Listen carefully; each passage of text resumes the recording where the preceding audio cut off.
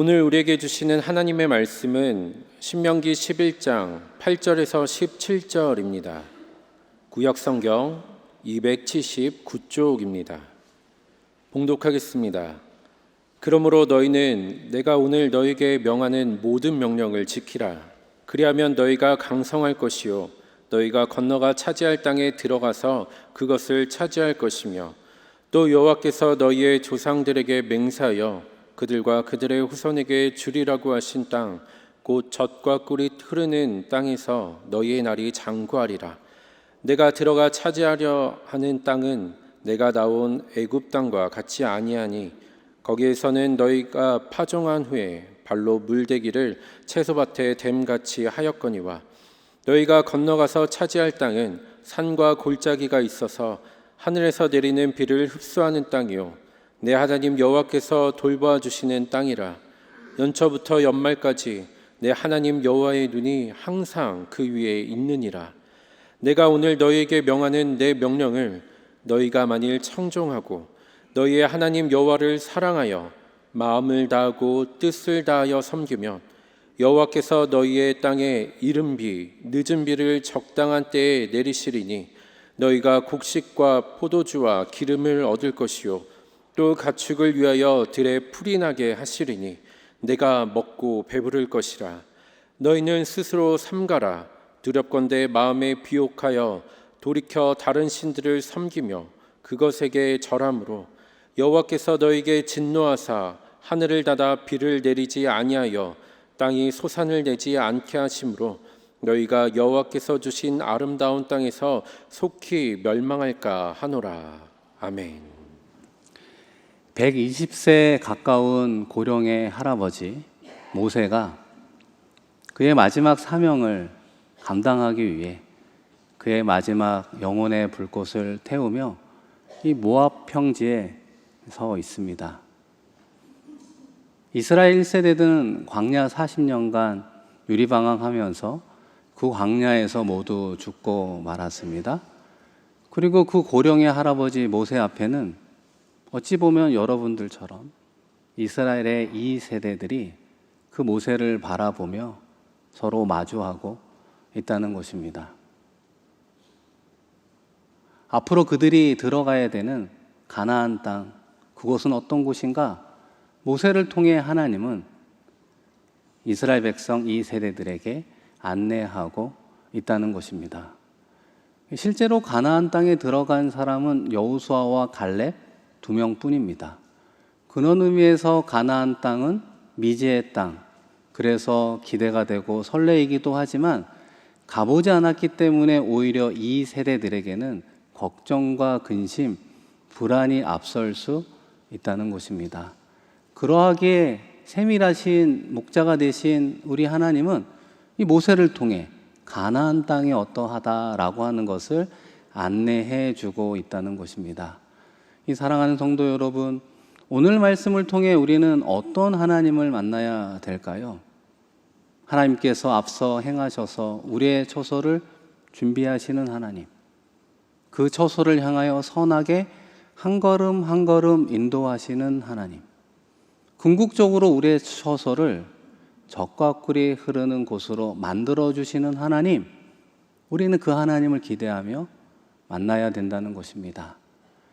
그런 동일한 흐름 가운데 아담과 에덴 동산의 관계도 역시나 충분히 이해가 됩니다.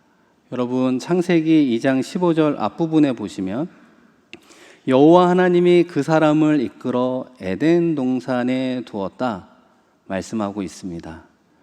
우리가 지정학적으로 에덴의 위치를 정확하게 말하는 것은 어렵지만 에덴 동산이 실제 했구나라고 하는 것을 파악하고 그 사실을 받아들이는 것은 매우 중요하다는 것입니다.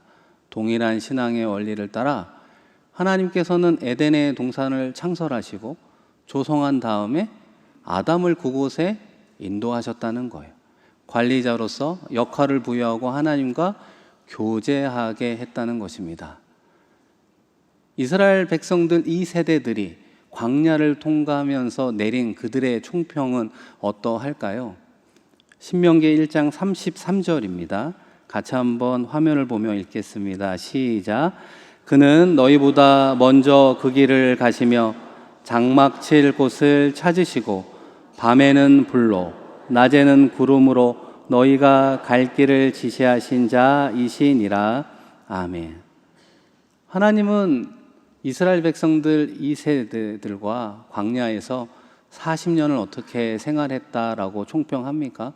하나님이 그들을 위하여 장막 칠 곳을 미리 알아봐 주셨다는 거예요.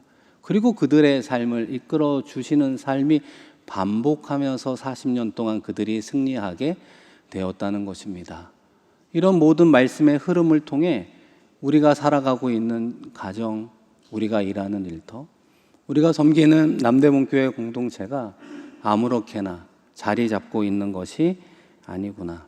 하나님은 미리 준비하시고 계획하여 우리 모두에게 크고 작은 다양한 공동체를 허락해 주었구나 깨달아야 된다는 것입니다.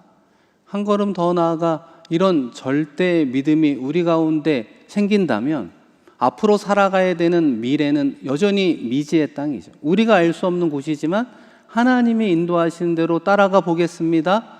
그곳이 비록 우리 눈에 좋던 좋지 않던 하나님이 그곳에서 우리를 승리케 하실 것입니다. 믿음으로 반응하며 나아가게 된다는 것입니다. 더 나아가 하나님이 그곳에서 승리할 수 있는 은혜와 힘을 주신다는 것이죠. 그런데 목사님, 지금 우리가 살고 있는 가정, 일터, 때로는 우리가 섬기는 다양한 교회 공동체가 적과 꿀이 흐르는 곳은 아닌 것 같은데요. 반문하는 분들이 있을지 모르겠습니다. 하나님은 우리 모두를 그러한 적과 꿀이 흐르는 땅으로 만들어가는 과정임을 기억해야 되는 것입니다. 낙심하지 말고 절망하지 말고 다시 한번 하나님께서 우리에게 주시는 하나님의 방식을 따라 우리의 가정과 일터를 에덴의 동산으로 가꾸어야 한다는 것입니다. 우리가 일하는 일터 가운데 세상의 방식이 아니라 하늘의 방식으로 적과 꿀이 흐르는 곳으로 바꾸어 가야 된다는 것입니다. 그렇다면 어떻게 우리가 속한 다양한 처소에 적과 꿀이 흐르는 곳이라고 이야기할 수 있을까? 그 신앙의 원리를 모세는 애굽 땅과 가나안 땅의 특징을 비교하며 우리에게 그 신앙의 원리를 말해주고 있다는 것입니다. 먼저 신명기 11장 10절 말씀입니다. 같이 한번 읽겠습니다.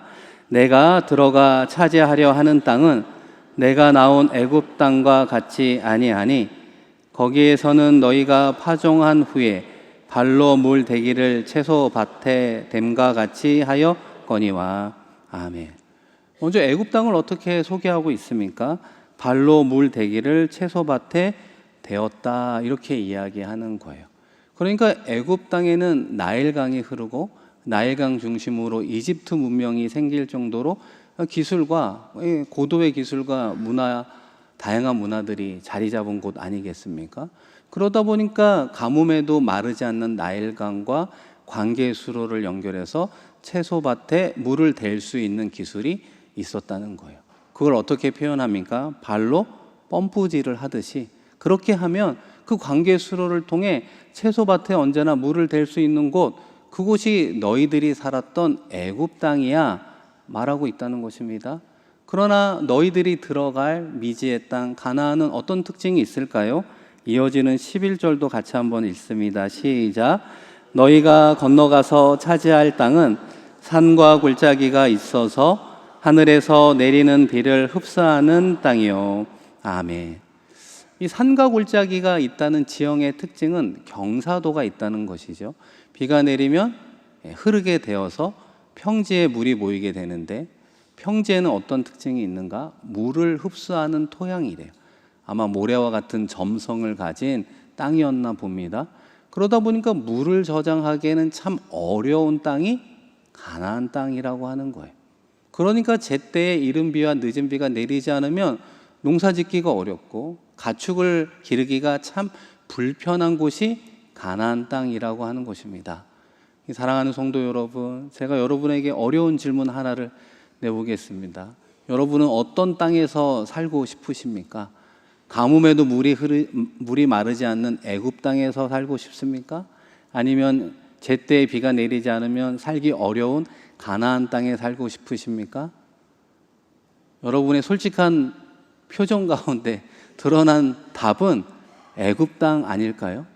애굽 땅이 물이 풍성하니까, 요즘으로 이야기하면 물질적 풍요로움을 누릴 수 있으니까 이 문화적 혜택을 누릴 수 있는 삶을 원하는 것 아닙니까? 이 지방보다 수도권에서 살고 싶어하는 인간의 본성이 바로 그러하다 말할 수 있다는 것입니다.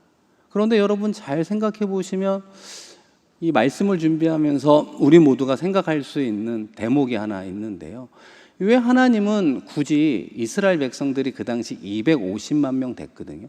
애굽의 인구보다 훨씬 많았습니다.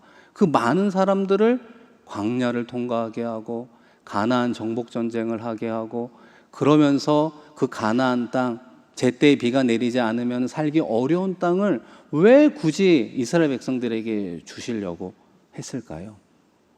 제가 만약에 하나님이라면 이스라엘 백성들을 출애굽시킬 게 아니라 어떤 백성들을 출애굽시키면 더 좋았을까요?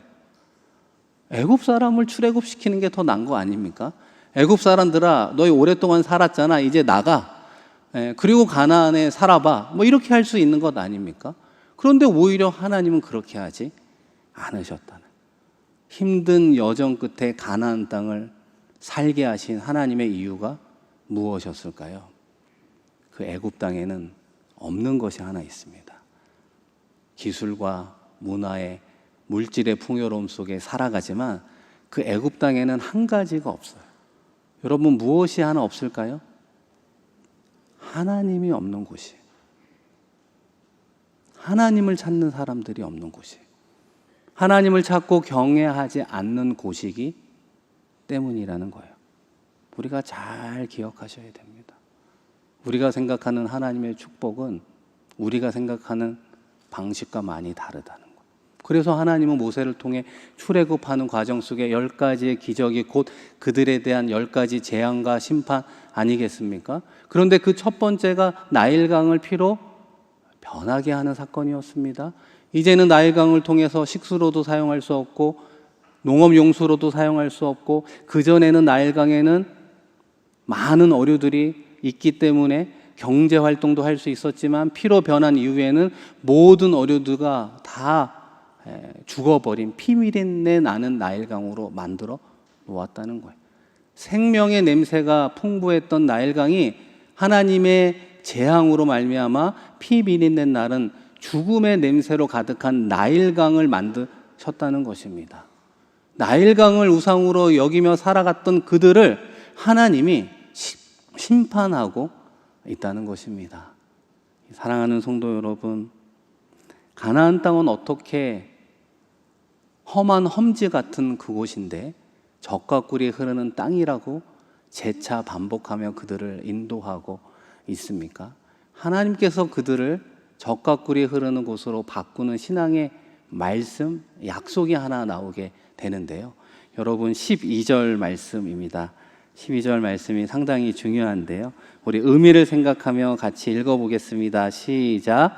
내 하나님 여호와께서 돌보아 주시는 땅이라. 연초부터 연말까지 내 하나님 여호와의 눈이 항상 그 위에 있느니라. 아멘. 이 말씀은 참 은혜로운 말씀 그 자체이지요. 내 하나님 여호와께서 돌보아 주시는 땅이라.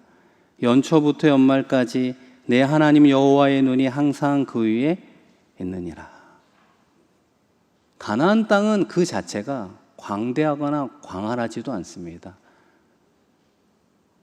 광야와 사막, 산과 같은 골짜기가 많은 곳입니다. 제때에 내리지 않으면 농사 지을 수 없는 땅이라 말씀드렸단 말이죠. 그런데 어떻게 그곳이 젖과 꿀이 흐른다고 하나님은 확신을 가지고 우리에게 약속하고 있습니까? 하나님이 돌보아 주시면 된다는 거예요. 여호와 하나님의 눈이 연초부터 연말까지 그 가나안 땅에 머물 때 젖과 꿀이 흐르는 땅이 된다 약속해 주었다는 것입니다.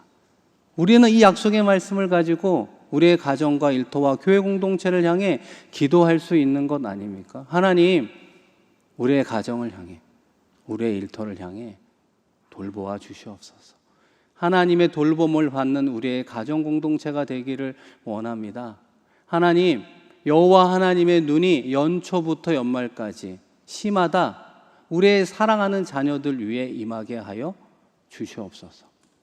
어릴 적에는 부모 품 안에서 키우지만 장성하면 군대도 가고 외국으로도 가고 이제 새로운 가정을 이루어 나아가는 그 자녀들 누가 지키고 누가 돌보아 줄 수 있습니까?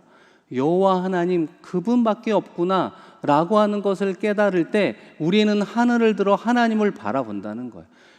우리는 하늘에 계신 하나님을 향하여 우리의 영적인 시선을 마주하면서 나아가게 된다는 것입니다. 남대문교회 공동체도 동일한 것 아니겠습니까? 남대문교회 주변 가운데 대지 소송, 힐튼 재건축으로 인한 상황의 변화들, 남대문 동산의 현안들이 때로는 우리를 힘들게 하고 어렵게 할 수도 있습니다. 이 시간 이 자리에 오신 분들 다 원근각지에서 오시지 않습니까? 부모 세대는 어떻게 오고 있는데 우리의 자녀들, 다음 세대들은 어떻게 할까요? 생각하면 걱정과 근심이 앞설 수 있다는 것입니다. 사랑하는 성도 여러분, 그러나 그 환경과 상황이 중요한 게 아니래요. 오늘 말씀은 우리에게 무엇이 중요하다고 이야기합니까? 하나님이 남대문 교회 공동체를 돌보시는가? 돌보시지 않는가? 그 여부가 중요한 줄로 믿습니다. 하나님께서 남대문 공동체를 돌보시면 교회가 살아나는 줄로 믿습니다. 여호와 하나님의 눈이 남대문 공동체를 향하여 늘 머물고 있을 때 교회가 거듭나는 줄로 믿습니다. 그 시작은 저와 여러분으로부터 시작이 된다는 거예요. 저와 여러분이 이 세상 속에 살아가지만 그 수많은 시간 속에 하늘을 바라보고 하늘에 계신 아버지 하나님과의 영적인 시선을 마주하며 우리의 마음속에 막힘없는 영적 소통과 교제가 원활하게 이루어지는 한 명, 두 명, 서너 명의 사람들이 모인 공동체를 우리 하나님께서 성령 충만한 공동체로 바꾸어 주실 줄로 믿습니다. 우리의 공동체를 바꾸시는 분은 우리에게 약속하신 하나님이라고 하는 것입니다. 우리가 얼마나 영적으로 하나님과의 관계를 온전히 준비하느냐, 그 여부에 따라 우리의 공동체가 삭막한 광야와 사막 같을 수도 있고 반대로 적과 꿀이 흐르는 옥토 같은 곳이 될 수 있음을 우리에게 말씀하고 있다는 것입니다. 그렇다면 하나님께서는 구체적으로 우리가 속한 거처가 어떻게 적과 꿀이 흐른 그런 옥토와 같은 곳으로 바꾸어 주신다 약속하십니까? 이어지는 14절 말씀인데요. 같이 한번 읽어보겠습니다. 시작. 여호와께서 너희의 땅에 이른 비 늦은 비를 적당한 때 내리시리니 너희가 곡식과 포도주와 기름을 얻을 것이요. 아멘. 무엇을 약속하셨는가? 하나님의 눈이 머무는 그곳에 이른 비와 늦은 비를 적당한 때에 내려주면 그 사막과 같은 곳에서도 풍성한 열매를 맺게 되고 그 모습을 보면 적과 꿀이 흐르는 것과 같구나 바꾸어 주신다 약속하고 있습니다. 이른 비라고 하는 것은 10월, 11월에 내리는 가을비죠. 여름의 가뭄을 마무리하고 씨앗을 뿌릴 수 있도록 옥토같이 만들어주는 비를 이야기합니다. 그리고 이어지는 늦은 비는 3, 4월에 내리는 봄비와 같은 비인데요. 많은 비가 내려서 풍성한 열매를 맺게 한다는 것입니다. 그런데 중요한 것은 무엇인가? 적당한 때에 이런 비를 내려 주시겠다 약속하셨어요. 농사 짓는데 비가 필요한 것 아닙니까? 절대적으로 수량이 필요하지만 가을 거지에 태풍이 불고 갑자기 기온이 내려 서리가 내리면 1년 농사 망치는 것 아닙니까? 그러니까 결과적으로 삶의 모든 자리에서 풍성한 열매를 맺는 키워드 하나는 적당한 때라고 하는 거예요. 하나님의 타이밍이라고 말할 수 있죠. 하나님께서 우리에게 허락해 주시는 하늘로부터 내려오는 카이로스의 시간과 우리가 살아가면서 사용하는 수평적인 시간, 크로노스의 시간이 서로 교차할 때 우리는 적당한 때에 내리는 은혜의 담비와 같은 하나님의 은총을 경험하게 되고 그것이 쌓이는 곳에 풍성한 열매를 맺게 된다는 것입니다. 제가 오래전에 세상의 빛 동강교회라는 곳에서 부목사로 심우한 적이 있었습니다. 그곳에서 류태승이라는 집사님을 만나게 되었는데요. 그분은 직분자는 아니셨죠. 그리고 교회에 많은 봉사를 하시지는 못했으나 기본적으로 주일 성수하시고 11조를 비롯한 기본적인 신앙생활을 참 잘하셨던 분이었습니다. 그런데 이분을 통해 이분이 어떻게 세상에서 말하는 나름 자수성가한 사람이 되었는가 이야기를 듣게 되었습니다. 여러 번 사업에 실패한 분이었거든요. 그러면서 그분의 이야기 가운데 두 가지가 인상적이었는데, 첫 번째는 그분이 사업에 실패할 때마다 주변에서 이 파산 신청을 하면 진 빚을 안 갚아도 된다는 그런 제도가 있었다고 합니다. 그런데 이분은 그 진 빚을 오랫동안 끝까지 갚으셨다는 거예요. 그래서 주변에서 왜 그렇게 어리석은 행동을 하냐고, 파산 신청하면 되는데 그리고 나중에 재기하면 되지, 주변 권유를 마다하고 그 진 빚을 끝까지 갚았다는 거예요. 그러면서 그분이 이야기를 하는 겁니다. 제가 살아가는 인생관, 사업에 철학이 하나 있는데 그것은 신뢰라고 하는 거예요. 약속이라고 하는 거예요.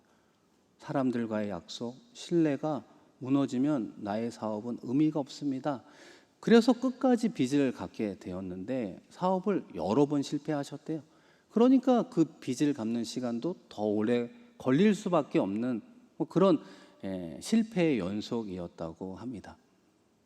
두 번째 인상적인 이야기는 무엇이었는가? 그 과정 가운데에도 회사가 좀 잘 될 때가 있잖아요. 그러면 꼭 성실하고 열심히 일하는 직원들에게 일본이나 미국 같은 선진국에 기술을 배워와라, 연수할 기회를 주었다는 겁니다. 연수를 잘 마치고 온 직원들이 공통적으로 그 다음에 보인 행동이 무엇이었냐면, 시간이 좀 지나면 이직을 한다는 거예요. 다른 회사에서 스카우트 제의가 있으면 그냥 글로 쑥 간다는 거예요. 이유는 뻔한 것 아닙니까? 더 높은 연봉을 제시하니까 이제 그쪽으로 가게 되더라. 그래서 주변에서는 더 이상 이제 하지 말라고 그랬는데 아니라고. 인재를 키우려면 연수할 기회를 주어야 된다고. 그래도 힘든 가운데 그 일을 계속 했다는 것입니다. 그러면서 그분이 마지막에 재기하던 일이 하나 있었는데요. 이분이 무엇을 만드는 분이었냐면 이 자동차의 에어컨 부품 하나를 만드시는 분이에요. 제가 그 부품을 보니까 진짜 요 손마디만한 작은 겁니다.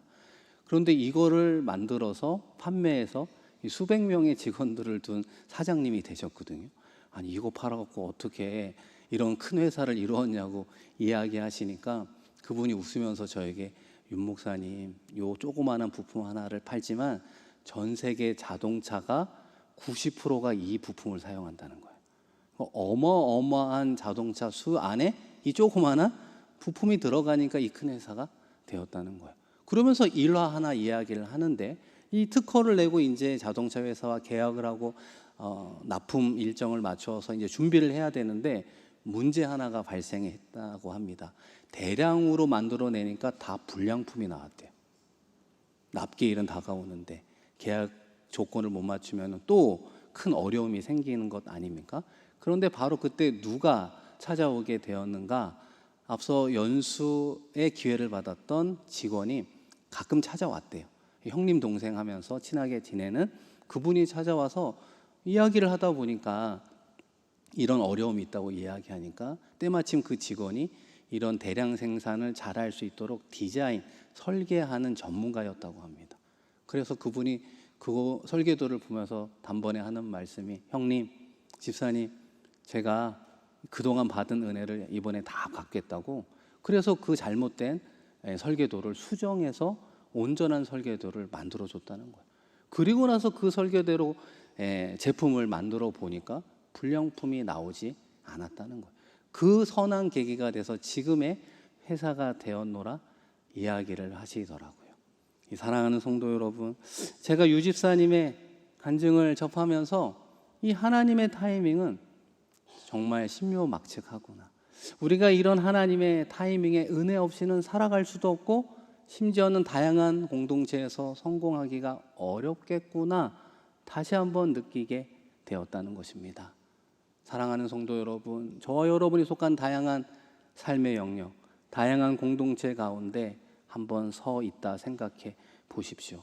마치 하늘에 물이 닫혀 비가 내리지 않는 가뭄 가운데 힘들어하며 농부들이 하늘을 바라보듯이 우리의 영적 하나님 아버지를 향해 우리의 눈을 들어 바라보십시오. 그럴 때 우리는 어떤 질문을 하게 됩니까? 하늘의 하나님을 향해 내가 하나님과의 관계 속에 바른 관계를 맺고 있는가? 혹시라도 하나님과의 관계 속에 무언가의 막힘이 있어서 마치 비가 내리지 않는 가뭄 가운데 농부가 힘들어하듯이 하나님과 우리와의 영적 관계가 막힘이 있어 하나님의 영적 은혜의 단비가 내리지 않아 내가 속한 다양한 공동체에서 어려움을 겪고 있는 것은 아닌가? 우리는 물어보게 된다는 것입니다. 그러면서 성령이 우리에게 어떤 감동을 주겠습니까? 회개할 부분이 있으면 회개하는 것이고, 내가 내려놓아야 되는 부분이 있으면 내려놓는 것이고, 내가 완벽하다고 생각하는 계획이 있다면 내려놓는 것이고, 내 안에 있는 걱정과 근심, 불안이 있다면 주님께 맡겨드리는 하나님과 나와의 온전한 관계를 회복해야 나의 삶도 승리할 수 있구나 깨닫게 된다는 것입니다.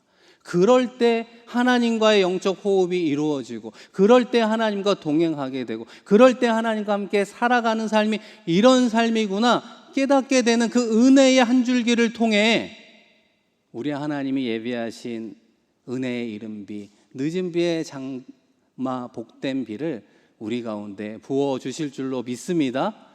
하나님이 돌보아 주시는 땅은 그런 의미가 우리 가운데 있다는 것이죠. 그것이 쌓이고 누적될 때 풍성한 열매를 경험하면 젖과 꿀이 흐른다는 것이 이것이었구나 알게 한다는 것입니다. 사랑하는 성도 여러분, 세상적인 안목을 가진 사람들은 모든 조건이 갖추어진 곳에서 나의 꿈, 때로는 나의 야망을 찾으려고 합니다. 모든 조건이 갖추어져 있는 곳에서는 무엇이 싹트느냐? 교만이 싹트게 됩니다. 교만은 곧 우리를 넘어뜨리게 되고 결과적으로 멸망의 길로 인도한다는 것입니다. 그러나 하나님의 백성은 우리의 인생을 하나님께 맡겨드리는 것이죠. 하나님이 인도해 주시는 대로 따라가는 그곳에 순종하며 나아가 보는 것입니다. 그런데 그곳에서는 우리의 눈에 보이게는 조건들이 구비되어 있지 않아요. 부족한 게 더 많아요.